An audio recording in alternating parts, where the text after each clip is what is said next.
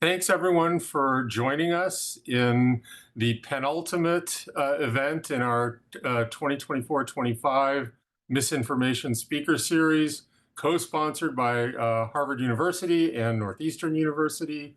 I'm Matt Baum from Harvard, and my co-conspirators are David Lazar and Brian Eastwire Thompson from Northeastern.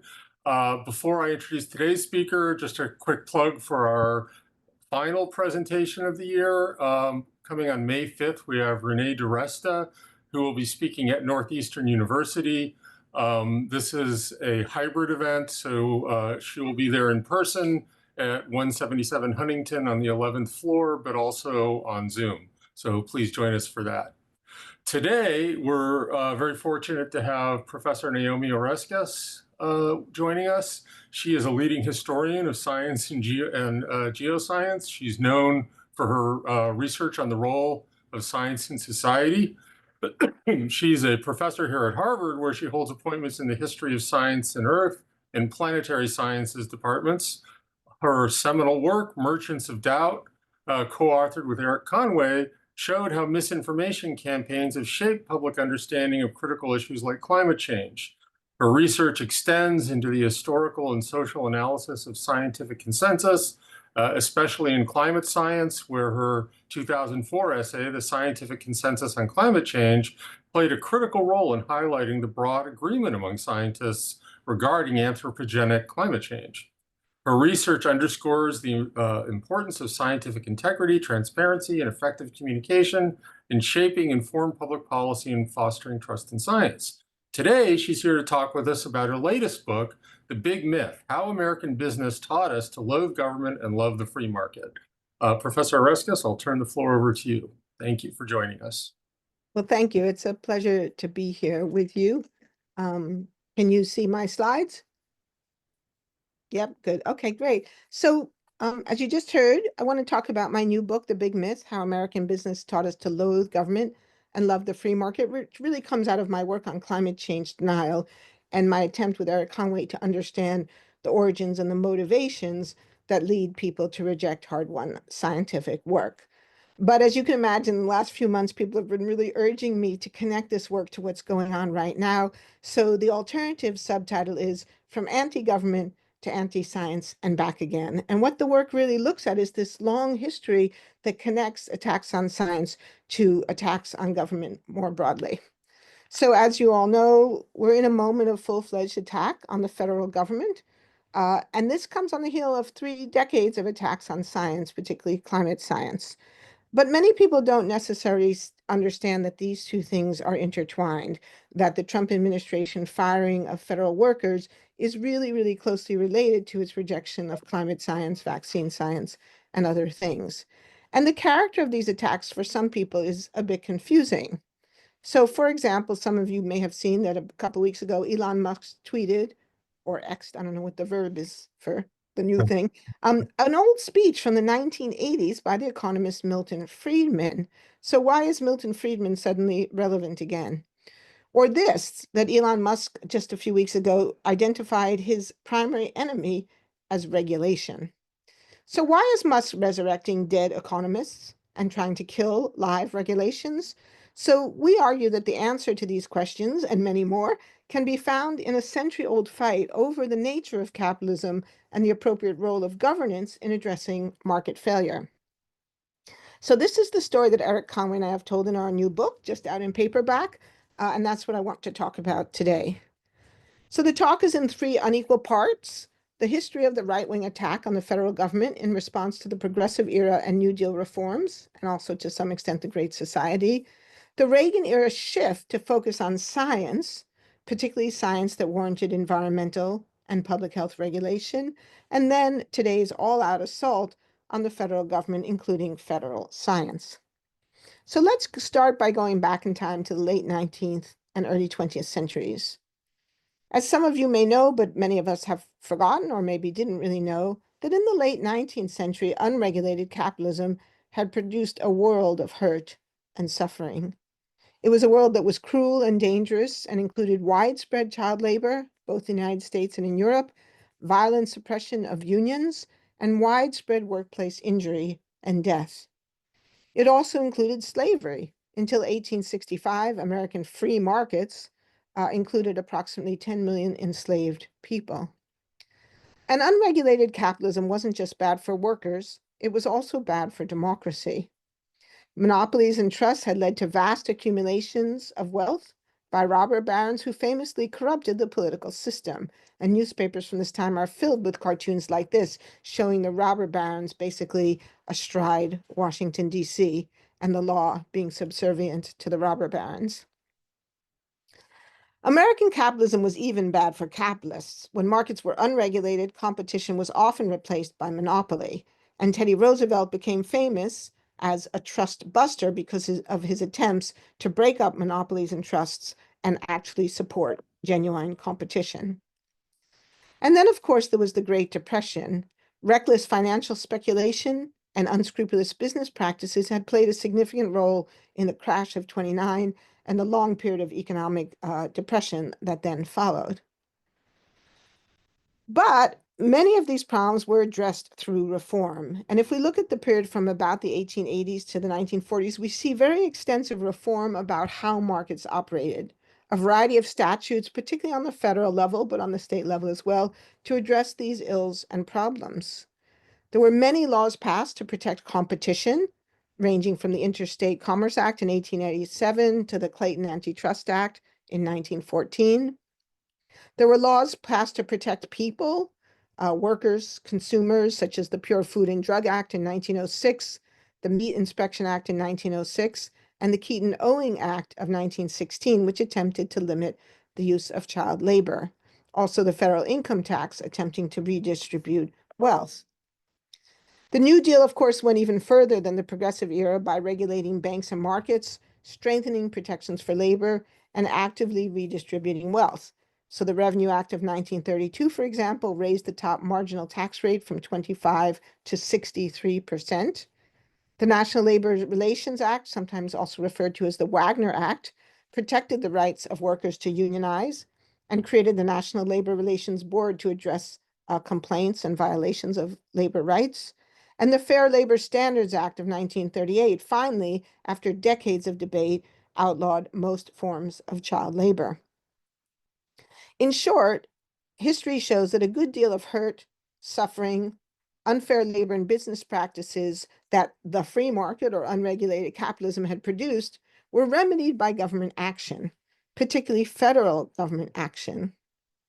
But the business community fought most of these reforms, or a large part of the business community fought these reforms tooth and nail.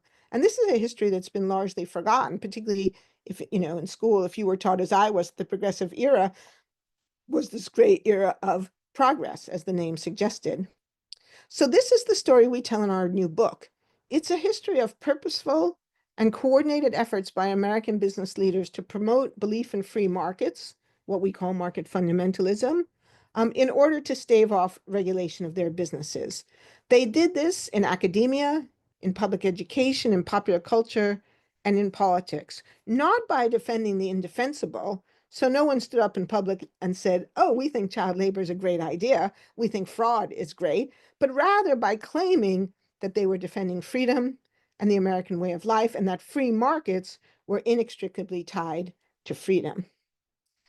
They tried to convince us that free markets were essential to the American way of life and that anything else was a threat to that way of life. So this is an example of a billboard that ran across America in the 1930s, sponsored by the National Association of Manufacturers. It's the American way: freedom, democracy, opportunity, and private enterprise.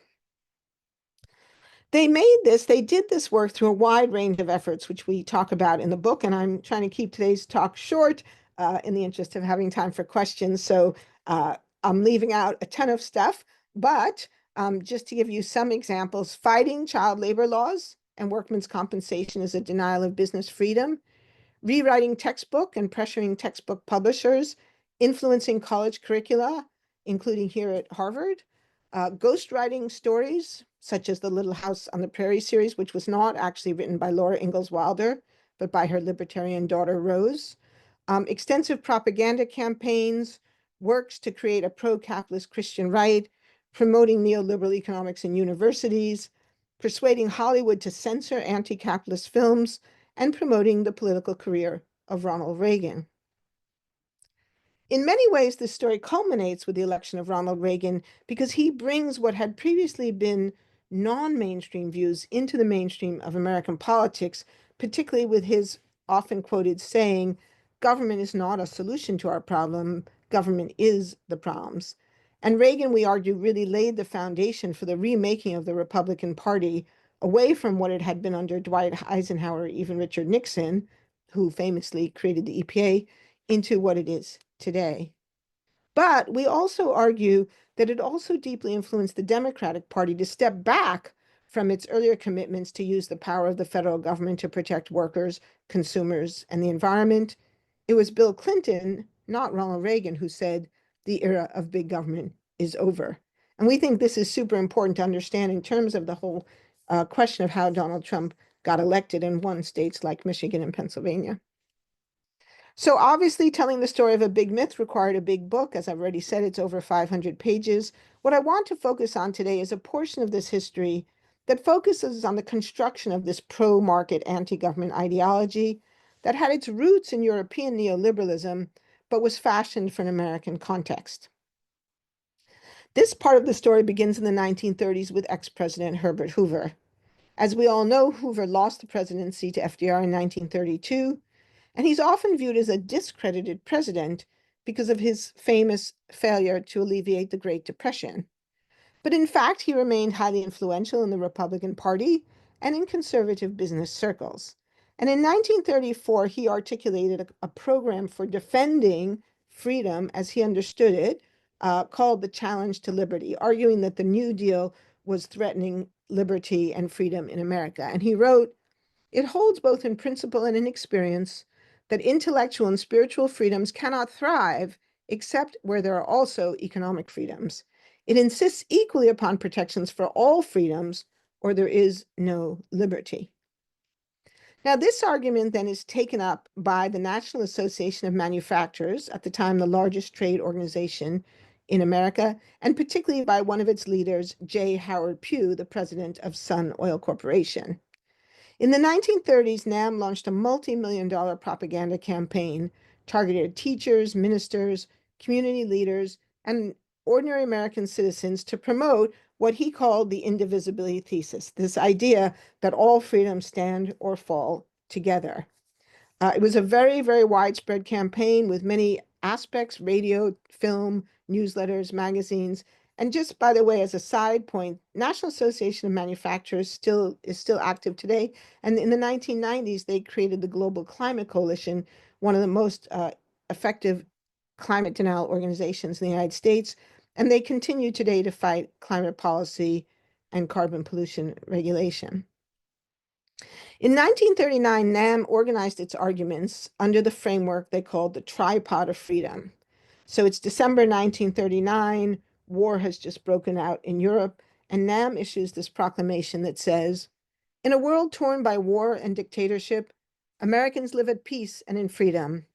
The best assurance that we shall remain free and at peace is our faith in constitutional representative democracy, in free enterprise, and in civil and religious liberty as inseparable fundamentals of freedom to be cherished and preserved." Now, the claim then is that America was founded on three principles: representative democracy, civil and religious freedom, and free enterprise.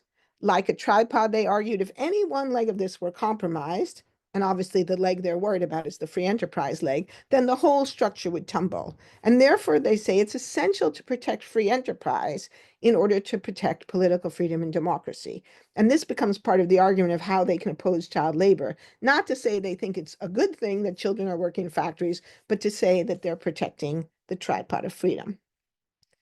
In 1948, this is framed by J. Howard as the indivisibility thesis. So this is a letter he wrote to the libertarian writer Rose Wilder Lane, and he says, "I believe that freedom is indivisible. When a part is taken away, that which remains is no longer freedom. To illustrate, suppose we should lose our industrial freedom." And by that he means his right as a business person to run his business as he sees fit. Then it would require a compulsory form of government in order to enforce the decrees, and a compulsory state can brook no freedoms. So you can see it's a slippery slope argument. Today, child labor, tomorrow, democracy. Now, Pew and his colleagues faced three problems, and obviously this is a very abbreviated version of the argument, but it's the essential points. First of all, the indivisibility thesis wasn't true, and I feel quite happy giving this talk on Patriots' Day, because if you know your Constitution, you know that the term free enterprise appears nowhere in the Declaration of Independence, nowhere in the Constitution. Private property is discussed, but I would argue that's a different concept than the concept of free enterprise, but we can discuss that if people are interested. But of course, also, if you know your history, and obviously I think most people at the Kennedy School do, you know that the government had been deeply involved in the American economy throughout its history, building infrastructure, protective tariffs. In fact, National Association of Manufacturers had been created initially to argue for protective tariffs for American manufacturing.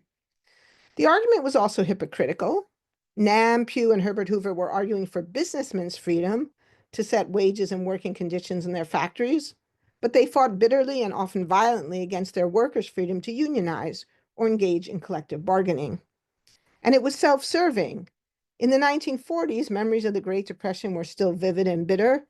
As historian Wendy Wall has noted, in the wake of the economic collapse, the quote, narrative of capitalist-driven growth seemed questionable at best, a monstrous delusion at worst. So how does one get other people to believe an argument that is false, hypocritical, and self-serving? The answer, recruit academics to make the case. And so that's what they did. American business leaders now recruited two of the founders of neoliberalism to come to the United States, Austrian economist Friedrich von Hayek and Ludwig von Mises. They financed positions for them at NYU and the University of Chicago. Then they produced simplified versions of the argument that were heavily promoted in popular contexts, and then funded further work to refine the argument and carry it forward in the 50s and 60s. Much of this work centered around Friedrich von Hayek's important book, The Road to Serfdom. In many ways, The Road to Serfdom is a sophisticated articulation of the indivisibility thesis. It focused on Soviet communism and the risks of central planning, arguing that if you allow a government to plan the economy from the center, it will necessarily have to become dictatorial. And I think that's an argument that one can see the merits of. But it went further to suggest that even in a non-communist society like the United Kingdom, where Hayek was now living, if economic freedom were compromised in any way, for example, by creating a national health service, it would put that society on the road to serfdom.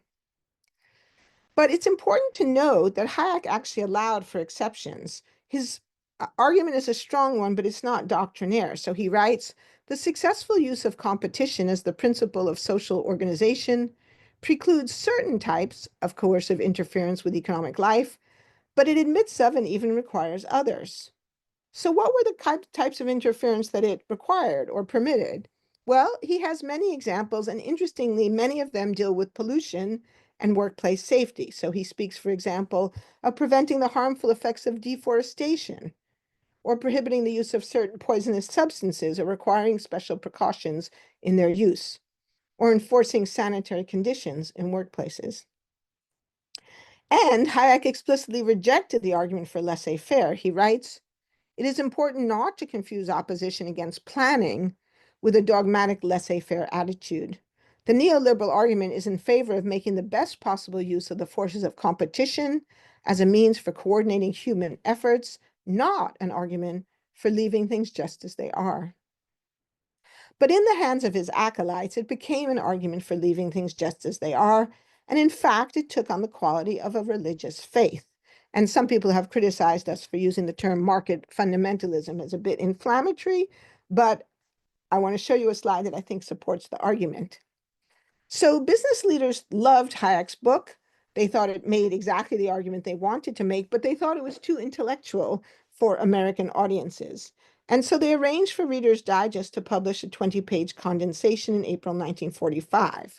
The original book has no illustrations, but the Reader's Digest version is accompanied by this illustration, a set of commandments of political and economic rights founded on a fundamental belief in God.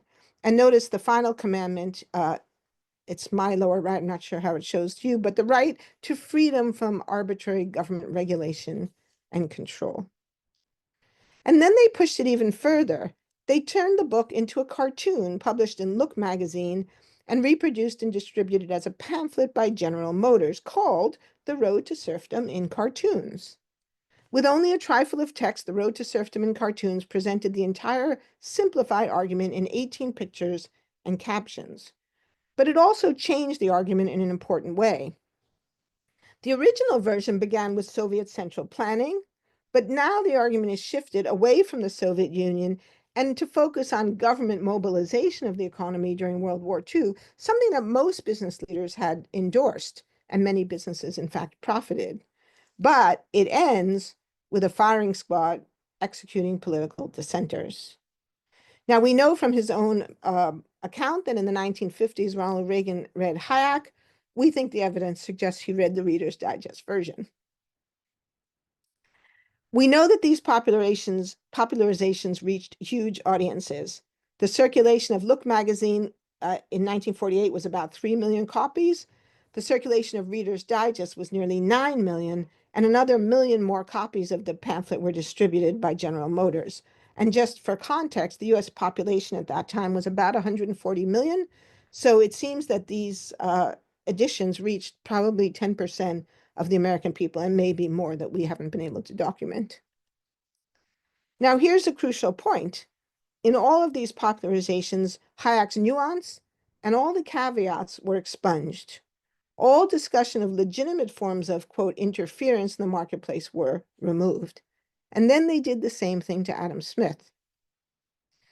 So von Hayek was brought to the University of Chicago as something called the Free Market Project. It was conceptualized and paid for by a former executive at the DuPont Corporation, who had also been associated with NAM, a man by the name of Jasper Crane, and a colleague, Harold Lunow, the head of the Libertarian Volcker Foundation. The idea was to fund an academic program at a prestigious university to develop a blueprint for, quote, an effective competitive system of free enterprise. The arguments to be advanced were stipulated, and this comes out of the historical documents.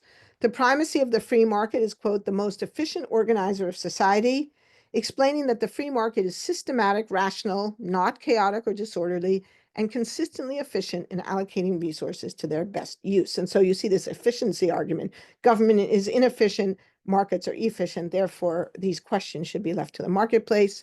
And to stress the relationship between capitalism and freedom, with an emphasis on regulation as, quote, a menace to the free market and therefore to freedom generally. So you see here, again, the hypocrisy. These champions of competition did not support a free market of ideas or even open inquiry. There was no open search for these jobs, no competitive process, no call for proposal.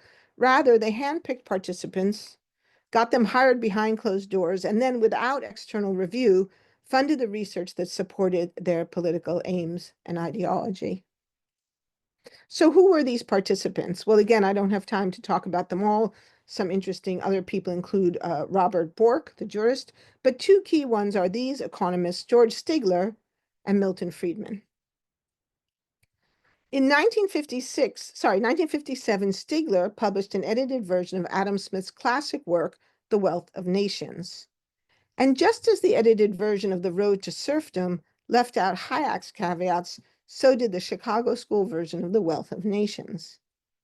Now, The Wealth of Nations is a giant book, over 1,000 pages, so obviously some things would have to be left out.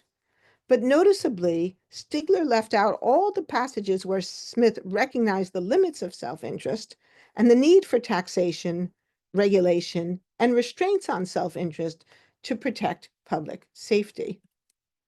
These included fairly extensive discussions of banking regulation, taxation to support public goods like roads and bridges, minimum wages, and not just the right, but actually the necessity of workers to unionize in order to counter the power of factory owners.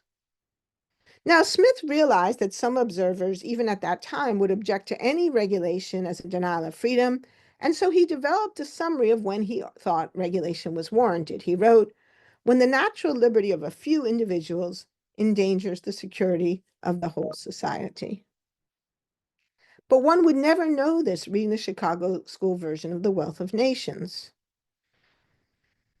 And this is in part because of the additional work of Milton Friedman. So in the early 1960s, Friedman takes up this mantle and publishes a very influential book whose title refers back to the whole notion of the tripod of freedom, capitalism and freedom. The idea that there's this inextricable link then between free markets and freedom more generally. Essentially, the book is a restatement of The Road to Serfdom, but written for an American audience. It was based on a series of lectures funded by the Volcker Fund, so the same folks who set up the free market projects, and we argue that this was, in fact, the blueprint for a competitive system of free enterprise that Crane and Lanau had envisioned and paid for.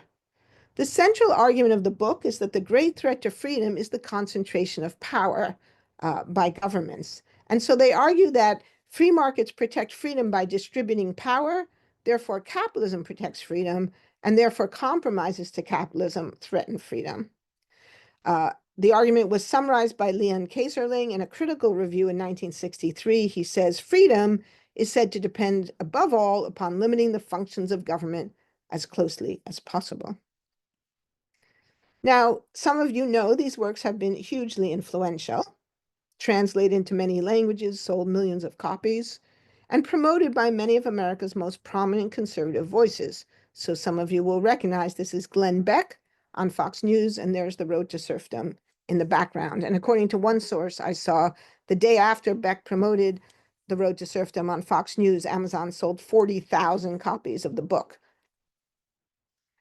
By the 1980s, Friedman had become one of the most prominent public intellectuals of the 20th century, in part because of a television series on public television called Free to Choose. And one thing interesting about this show, if you watch public television today, we're all used to the bit where it says, this is brought to you by the Park Foundation, the MacArthur Foundation, the Vining Davis Foundation, and viewers like you. This one doesn't say who funded it. So we did a bit of work and were able to determine that this was funded by yet another libertarian businessman, a man by the name of Bob Chichester, who supported not just the television series, but, quote, a full-fledged marketing campaign, including a companion book, to explain the benefits of capitalism and political freedom to the world, and a foundation, the Free to Choose Network, which still exists today and promotes Milton Friedman's work. So how did Hayek and Friedman become so influential? How did these books take such hold? Well, a key part of this story involves Ronald Reagan, who brought these ideas into the mainstream of the Republican Party. It's well known that before he was a politician, Ronald Reagan was an actor, but less well known is how he transitioned from actor to politician and how his politics changed as his career changed. In fact, in the late 1940s, Reagan was a pro-union Democrat. In fact, he was the president of a union, the Screen Actors Guild. But by the early 1960s, he was an anti-union, anti-government Republican and governor of the state of California. So how did that happen? Oh, and I should say, and by the 80s, he was the president of the United States, welcoming Hayek and Friedman to the White House. So how did that happen? Well, between Hollywood and the California State House, Reagan had another job working for the General Electric Corporation. And that job had two components. One was serving as the host of General Electric Theater, a weekly television series that featured Reagan as the host, presenting didactic stories of individual success through hard work and individual enterprise without help from the government. And through this television show, which was very popular, Reagan became really well known to the American people, much more well known than he had been as a movie actor making movies with chimpanzees.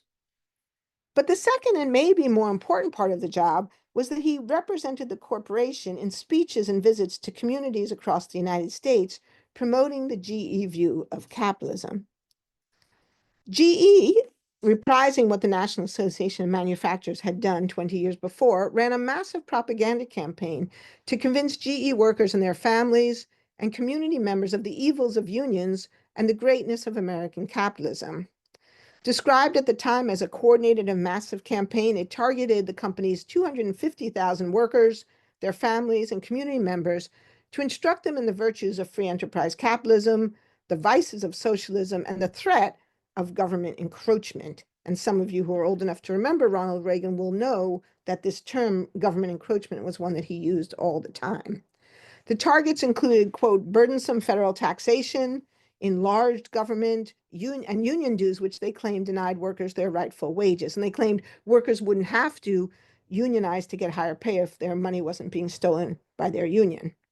And presaging Reagan's supply-side economics, GE argued that federal taxes stole the income and savings of the very people who would finance the equipment and methods that led to productivity gains. In other words, you shouldn't tax the rich because they were the job creators. Yeah. Reagan was the principal public face of this entire program. It was a campaign, in their own words, to re-educate the people about the magic of American capitalism. And again, in the book, we go into more detail about who these people were and how they made these arguments. This work, so Reagan spent years going across America giving these speeches, and it culminated in something which his biographers came to call the speech, a speech he first delivered in 1959 in Schenectady. It was called Business, Ballots, and Bureaus, and it summarized Reagan's two emerging themes that were derived from the GE propaganda campaign. One was that the federal government encroaches on American citizens with excessive taxation, and the other was that people were fed up with big government. He sent a copy to Vice President Richard Nixon, who replied, quote, "You have done an excellent job of analyzing our present tax situation and the attitudes that have contributed to it." And he used it in his endorsement of Barry Goldwater at the 1964 Republican convention. And as we all know, Goldwater lost the election, but Reagan begins to emerge now as the spokesperson for the conservative wing of the party. So in short, we argue that at GE, Reagan adopted the anti-union, anti-government ideology of employer, but he also developed powerful allies who financed his entry into politics. So now let's fast forward to 1977 as Reagan prepares for his third, and this time successful attempt at the US presidency. He's invited to Hillsdale College, which has been much in the news of late because it's the origin of the so-called 1776 curriculum supported by Donald Trump as an alternative to the 1619 story. At Hillsdale College, he delivers the Ludwig von Mises lecture, and he says, "Free enterprise is becoming far less free. Property rights are being reduced and even eliminated in the name of environmental protection. It is time that a voice be raised pointing out that profit, property, and freedom are inseparable, and you cannot have the third unless you continue to be entitled to have the first two." So here it is again, the indivisibility thesis, or here called the inseparability idea, the tripod of freedom. But now the regulation has shifted from questions about child labor and workmen's compensation to questions about the environment. So it was the tripod of freedom all over again. But here's the thing. Despite all the talk about a Reagan revolution, Reagan failed to achieve most of his major policy goals. The reforms of the Progressive Era and New Deal were very, very popular with the American people. People approved of eliminating child labor.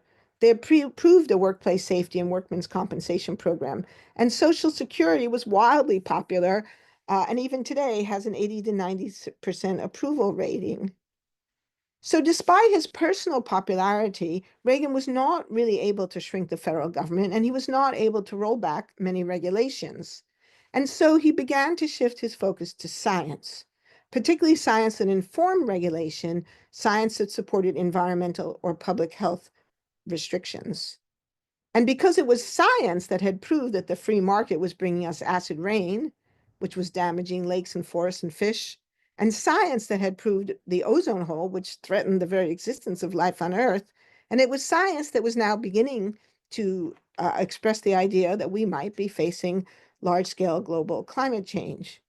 And so what we see here is that rather than attacking regulation head on, he and his followers begin to attack the science in order to weaken support for regulation.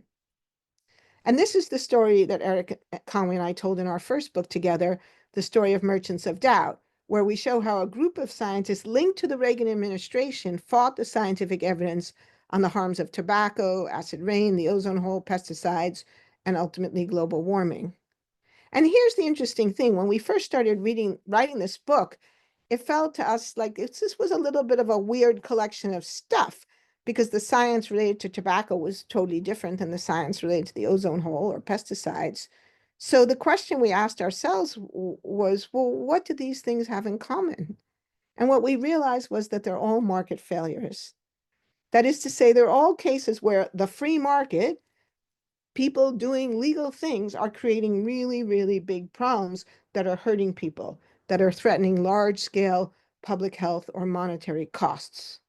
Now, by 2005, many economists were saying this out loud. Nicholas Stern, the former chief economist of the World Bank, would call anthropogenic global warming the greatest and widest-ranging market failure ever seen. But what these things had in common, from acid rain to climate change, was that these real serious problems proved that the marketplace wasn't magic, that the marketplace was, in fact, deeply flawed. But it wasn't economists doing economics who discovered these large-scale market failures.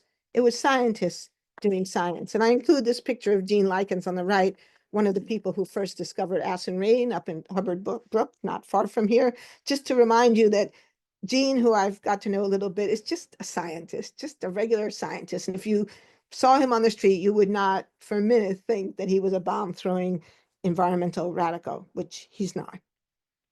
So we argue that this is why science became the target of conservative Republican ire. Because Reagan couldn't eliminate the EPA, he and his allies worked instead to weaken enforcement, in part by trying to undermine public confidence in the science that supported the EPA, and then from there it spread to all science. And I think I'm just going to skip this because we're probably short of time.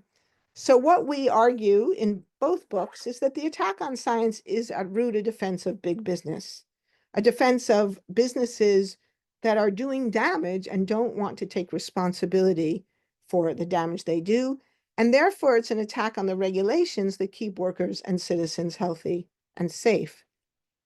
So this brings us now to the present Trump-Musk assault on the federal government. And at this point, it seems, I think, fairly obvious then, at least, I mean, there are many things going on right now, but one key part of it is the assault on federal science. For more than a century, major American business interests have sought to turn the American people against our own government, in part because of its role in regulating and limiting business practices. Now, under Trump, the American business community is finally getting what many of them have wanted all along: a wholesale attack on regulation and on the science and the scientific agencies, such as NOAA, that support that regulation or that support the argument for regulation. And that Milton Friedman speech, it comes from that 1980 television program that I mentioned a few minutes ago. And among other things, Friedman's acolytes think that freedom involves the choice, in fact, to choose child labor. And lest you think that I'm exaggerating, let me close with one final photograph. This photo, a 2023 U.S. Department of Labor photo of a Nebraska meat packing plant. Thank you very much.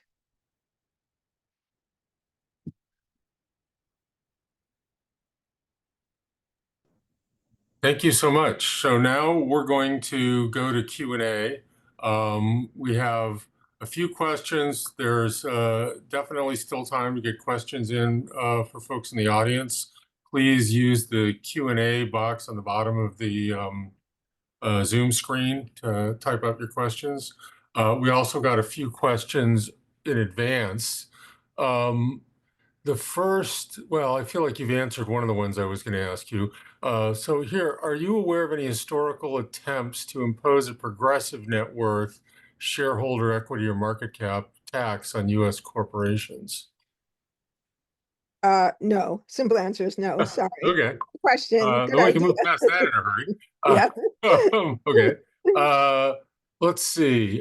Can you discuss the role of the media in shaping public perception and demand for progressivism and then Reaganomics?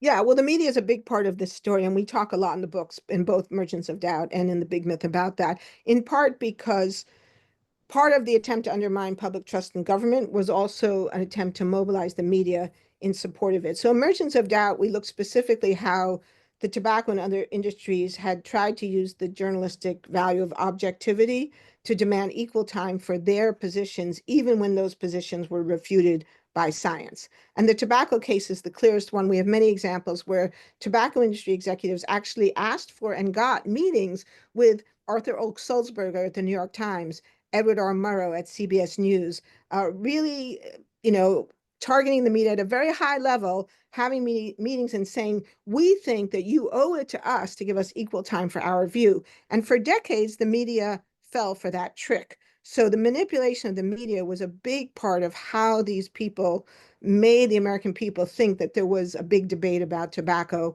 or a big debate about climate change, even when scientists would have told you that the science was really settled.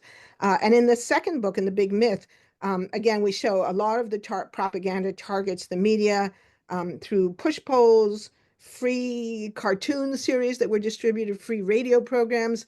Sometimes the media went along willingly. I mean, there's this sort of myth of the New York Times as being a liberal organ. The New York Times was not particularly liberal or left-wing in the 1930s. The New York Times reprinted a lot of NAM statements uncritically. When NAM published that 1939 proclamation about the tripod of freedom, they reported in the press, they didn't go get, a quote from, the president of the AFL or the CIO or anything like that. So many of the large scale, what we would now call legacy media outlets, kind of went along with this argument because they were big businesses too. And many of them more or less agreed with the arguments that NAM was putting forward. So media is definitely a big role in this. And then in the later period, well, it gets more complicated, but we definitely see attempts to cast doubt on media presentations. When the media finally stops falling for this false equivalent strategy, then some of these groups begin to attack the media so that if the media tries to tell the truth about what's happening, that we would not trust the media on those issues. Okay, and a related follow-up, and I think you've partly addressed this. Why were libertarian academics successful in breaking through to the public consciousness? Yeah, well, that's a great question. I want to say the short, unnuanced answer is money.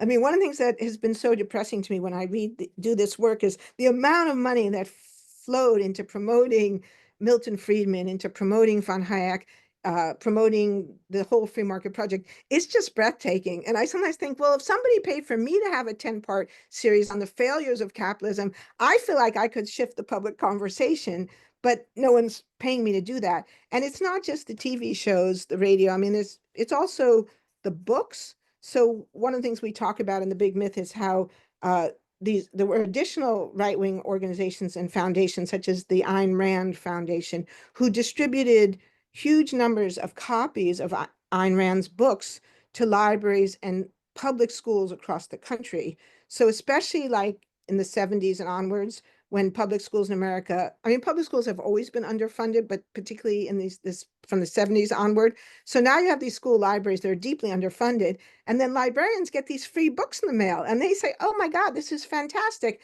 And they put these books on the shelves and maybe they even do events around them. I don't know. But no one is buying, 800,000 copies of, my books to send to free libraries around the country, or 800,000 copies of the actual real version of The Wealth of Nations. So it's a very asymmetric playing field. And that asymmetry, of course, is being recapitulated today on the internet. I mean, Yochai Benkler's work on this is crucial. It's not a level playing field. These very successful businesses that are making huge amounts of money have far more resources to promote their point of view than we do. Sorry, I shouldn't say we, I don't know who else is in the office, but far more money than unions or citizens groups or environmental groups. They outspend, for example, we know there's been work on this fossil fuel industry outspends environmental groups by at least 10 to 1, and in many cases more like 100 to 1. So it's just not a level playing field, and I think that's a really important part of the story. Okay, next question. What narratives are helping combat the narrative you outlined? Do you have recommendations for advocates seeking to promote a truly just system? Yeah, that's a great thing. Just some students of mine asked me that just today. I think I need to develop a reading list on this, but I think there's a few things. I mean, I think, the whole history of the progressive era, John Witt's book, The Accidental Republic, about the accident crisis, just being reminded about how bad capitalism was in the early 20th century and how much we cleaned things up through laws, through just the ordinary mechanisms of democracy. We didn't have to have a socialist revolution to fix the problem of child labor. We just need the Fair Labor Standards Act. And I think it's really a reminder of how powerful the basic instruments of democracy can be when we organize and use them. And I guess my view is, and we could argue about this, but I think that after the successes of the New Deal, we had a long period of success for groups that represented working people, citizens, consumers. There's this long period, from the early 20th century through the Great Society, and then a lot of success in passing environmental statutes in the late 60s and 70s. I think a lot of people became complacent.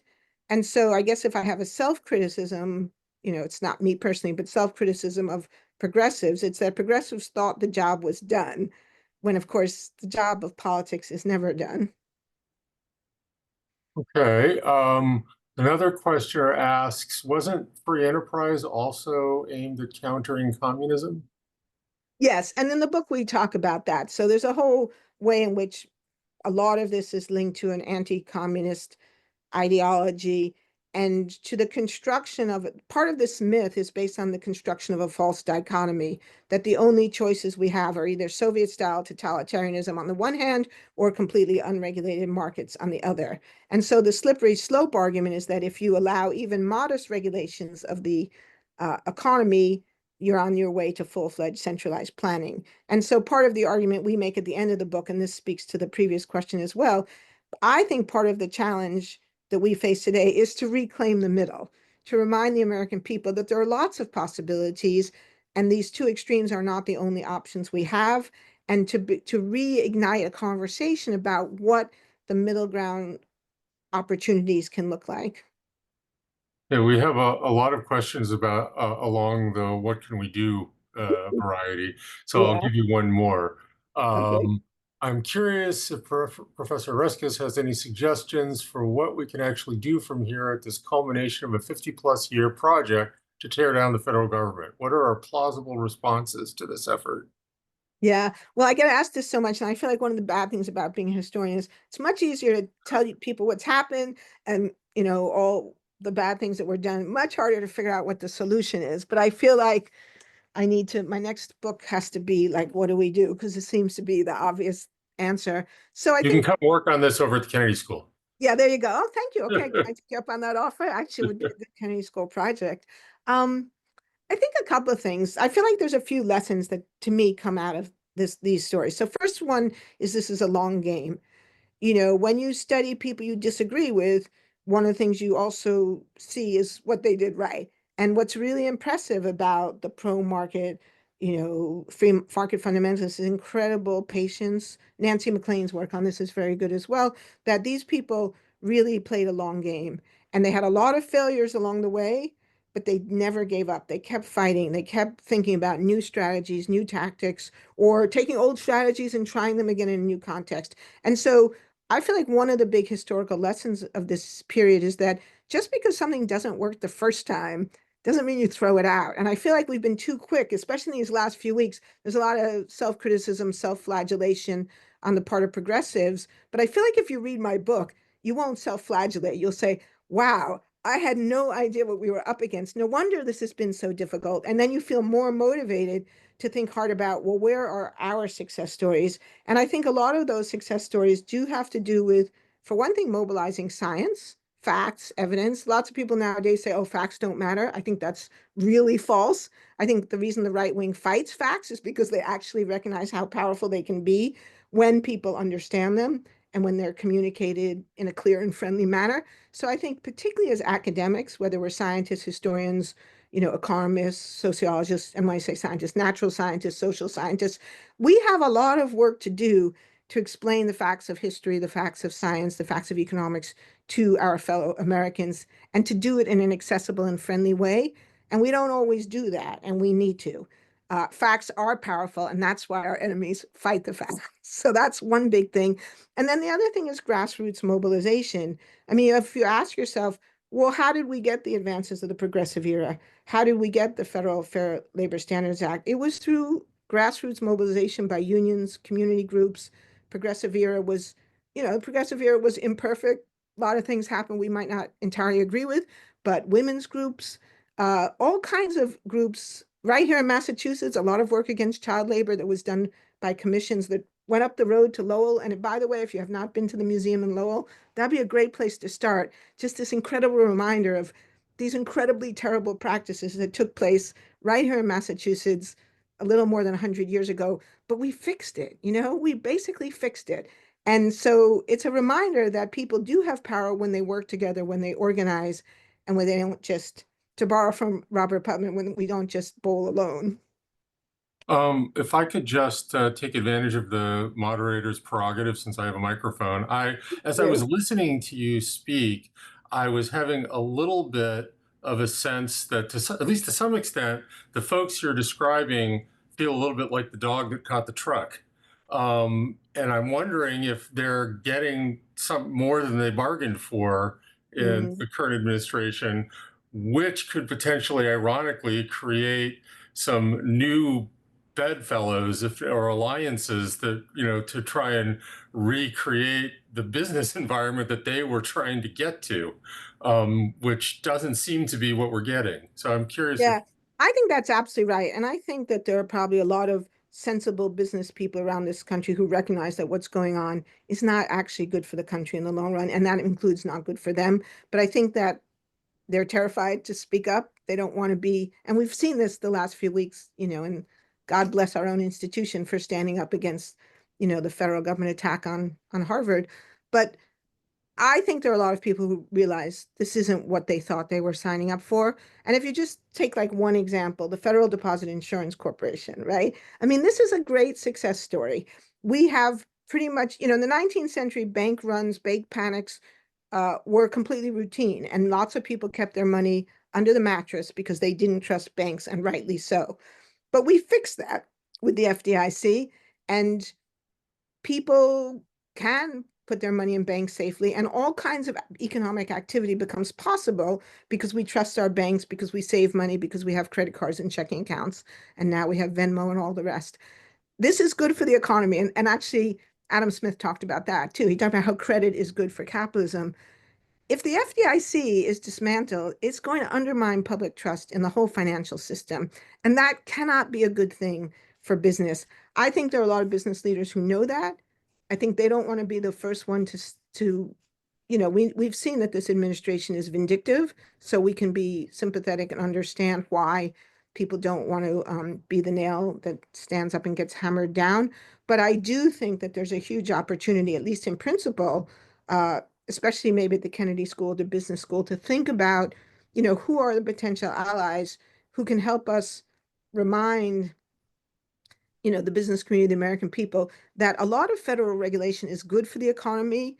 Our economy has done well by and large because of, sensible regulations that were put in place to address some of the mistakes of the Great Depression, and also science. I mean, I've been on the radio a lot the last few weeks, and it's been sort of, in a weird way, fun for me. Not good what's going on, but fun that I get to geek out on the history of science in America. But there's just no question that part of the reason the United States has been so economically successful in the 20th century is because of our investment in science and technology. And just one example that everyone in Silicon Valley knows, but they lie about, and they should hang their heads in shame when they lie about it, which is the internet. We would not have Silicon Valley. We would not be talking to each other over Zoom right now. We would not have our smartphones had the government, the US federal government, not built the internet using taxpayer money and the smarts of scientists and engineers around this country. We just would not be here with that. And it was the federal government who built the internet, not guys in hoodies in basements in Menlo Park. Well, not basements, garages, but you get the point. So there's been a lot of lies and myths told about the history of innovation in this country. So the history of innovation and the history of the role of science in supporting innovation is really crucial. And that's a story that we as academics are in a really good place to tell. So I think we probably have time for one more quick question. There are a bunch of interesting questions here, and I apologize to folks that I'm not getting to. But I'll throw you up what I think is kind of a softball, but certainly an important question. Given the present era when science and facts are under attack, what is the best way to communicate the big myth findings to the American public? What's the narrative? What's the meme? Yeah, I think the narrative is don't be conned, right? That it is a big myth. I mean, actually, at one point, our editor wanted us to call it the big lie. And I'm like, I think that term got taken. But, I mean, we've been lied to. And we've been lied to people who are lying because it serves their self-interest.